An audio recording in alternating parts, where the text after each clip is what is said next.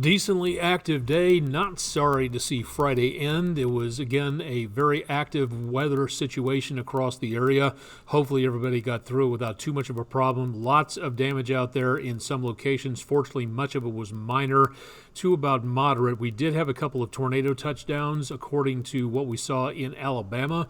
We'll talk about that in just a little while. I'm Chief Meteorologist Austin Onig. This is News 12's video weather blog, Weather Overtime. Thanks for joining us as we wrap up the weather and or work and or school week and heading into the weekend. Things are going to be looking very pleasant overall in the next couple of days, and a little bit cooler by Saturday, but also doing much on the milder side as we get into Monday before another chance of rain appears, and then we see the potential of some cooler weather heading on through, and we may be talking about the potential of winter weather. More on that coming up in just a little bit. Early Friday evening, the threat of severe weather is mainly in the eastern part of the News 12 viewing area, and back to the west, a whole lot of nothing going on at this time. So if you're planning on traveling anywhere north or east of the area tonight, even southeast down toward Atlanta, you may be looking at the potential of problems with this enhanced risk of severe weather.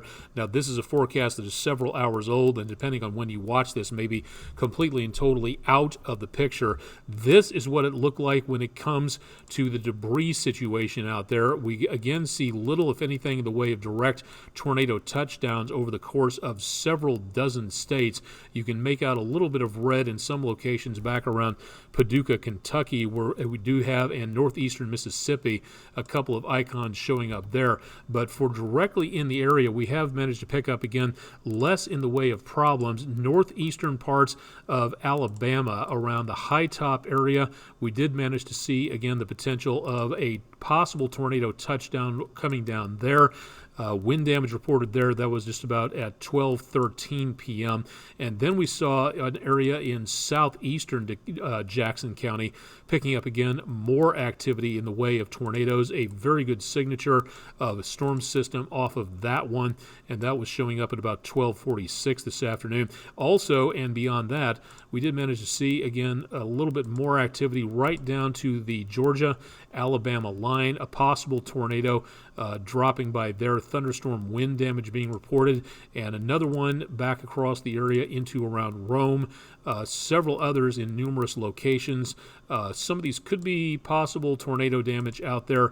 We'll continue again to monitor and see what we wound up with out there. But again, notice that it is decently widespread, so you may see some debris on the roadway just about any place across the News 12 viewing area. Now, we'll continue to monitor this and bring you updates, but fortunately the threat for right now is basically over with, and that's good because we got way up there on the winds too. 52 mile per hour wind gusts at the Chattanooga airport early today. High temperature well above normal. Normal for this time of the year about 60 degrees, so about 13 degrees above normal. Our low temperature was very close to our normal high. We're doing okay on rainfall as well, well above for the month and the year. Looking good on sunset, just a few clouds out there from the Island Cove Marina and Resort camera. Very choppy on the waters as those southerly winds sweep on through and cause a lot of wave action out there. A sunsetty picture from our own production department's Cooper Allen, a view from Sunset Rock. That's our West Shore home weather window picture of the day for Friday.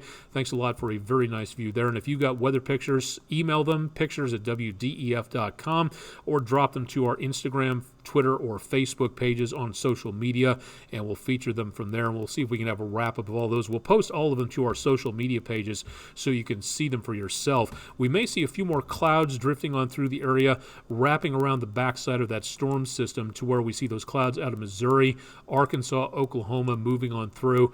That could be, again, through the rest of the evening, so not going to call it totally clear for tonight, and not going to see any frigid air either, as we see very chilly conditions well back to our north, but high pressure coming on through and basically blocking the system from dropping any cooler air down our way. So overnight, yes, it will be on the brisk side. Numbers back into the lower 40s, a few upper 30s possible as we get into around Saturday morning. Clearing out, more sunshine for Saturday afternoon, more clouds Saturday morning, and then the clearing skies begin with that dry air coming in from around the back of that storm system. Lower 60s for highs Saturday afternoon. Pleasant but chilly Saturday evening, 40s and 50s there. And then as we get into Sunday, temperatures again on the chilly side, back in the lower 40s, but no clouds expected as we go into around the area of Sunday morning. Without the cloud cover to hold the heat of the day in, those clouds disappear, then the heat of the day from the day before dissipates, and it gets pretty brisk, back in the mid to upper 30s to lower 40s or so. And the rest of Sunday evening looking good. Temperatures just before sunset back in the high 60s, so a little warmer on Sunday than it will be on Saturday. So we'll see those cooler temperatures sticking around for a little bit. Next, chance of rainfall. We'll be seeing the potential of that coming up Monday night late into Tuesday morning, and then most of Tuesday should be all right at that point. We'll see more chances of rain across the area as we go from Tuesday night into Wednesday, Thursday, and Friday. Consequently, we will also see temperatures drop as we go into the next several days, from the 70s on Tuesday to the 50s for Wednesday, Thursday, and Friday. And there are signs that as we go into and around the area just past this forecast, again, toward about next week and aiming toward middle areas of March, that we could be seeing the potential of a big cool down coming on through.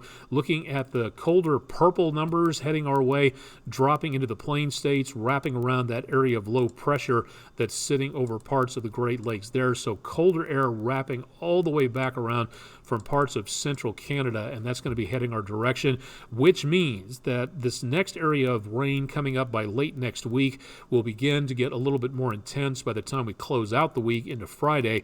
And then as that colder air wraps around that system, we might be looking, emphasis on might, for the potential of maybe some winter weather coming our way. It doesn't look like much, and again, we're going to be on the southern end of it. Most of that should be staying north of us, but we really need to pay attention to that.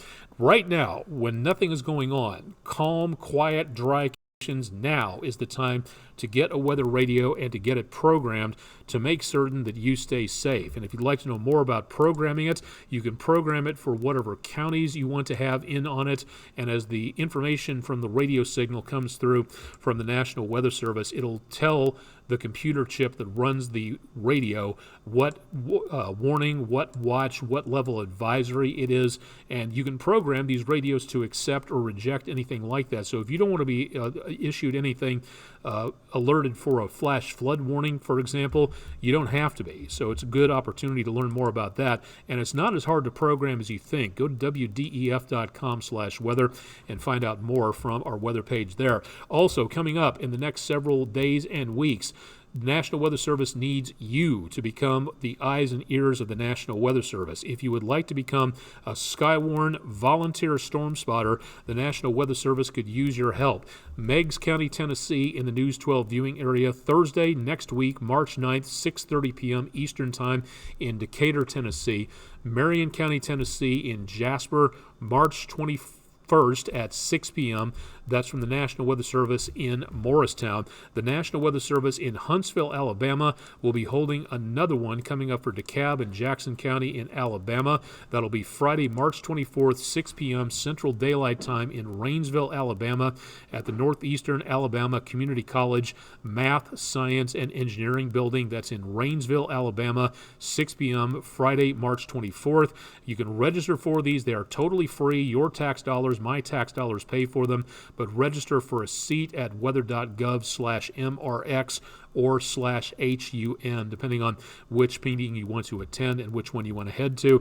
If you'd like to know more about our program called Weather in the Classroom, sponsored by Food City, to get us into your classrooms to talk about weather, go to wdef.com/weather and click on Weather in the Classroom, where we tell you a little bit more about what we tend to feature. My Van de Graaff generator, unfortunately, is not working anymore, so if anybody has a Van de Graaff generator to where I can demonstrate lightning that they would like to let me borrow or maybe purchase trade-off there, let me know about that. Everyone, Chief Meteorologist Austin Omick, a new segment we're introducing here for your online viewing pleasure and eventually going to be coming to your TV screen at some point. It's called the What I Want to Know Show, and we'd like to be able to introduce a lot of topics explaining more about what goes on. Tons of information available, and of course you can find out more on my social media channels as well. I'm out there someplace, so poke around and you'll find me on the interwebs at some point in time. Updates, wdef.com/weather. More updates through the weekend.